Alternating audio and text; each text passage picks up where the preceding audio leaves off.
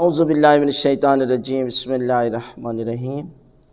اذان کی فضیلت اور دوران اذان واش روم میں جانے سے کیا ہوتا ہے؟ تو یہ ہے کہ اذان کی بہت زیادہ فضیلت ہے کہ انسان جب اذان ہو رہی ہو تو اسے چاہیے کہ اذان کے الفاظ کو دہرائے، یعنی جب اللہ اکبر کہا جاتا ہے تو اس کے بعد یہ بھی کہے اللہ اکبر، مرد ہو یا عورت اذان کو دہرائے۔ اس لیے کہ حدیث میں ہے کہ اگر انسان اذان کے دوران گفتگو کرتا ہے تو اللہ کی ذات اس سے 70 سال کی عبادت کو سلب کر لیتا ہے۔ لہذا ایک ایک لفظ پر انسان کو جو ہے وہ لفظ کو دہرانا چاہیے، اور پروردگار جو ہے وہ اس کی دعائیں قبول کرے گا۔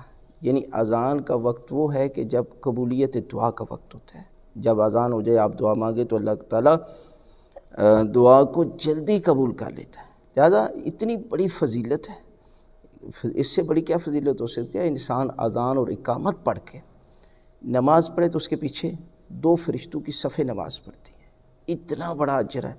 لہذا کوشش کرے کہ اس وقت انسان واش روم نہ جائے، یعنی بامر مجبوری جا سکتا ہے، لیکن عام حالت میں جب اذان ہو رہی ہے تو پھر اسے نہیں جانا چاہیے، بلکہ باہر رہ کر اذان کے الفاظ کو دہرائے۔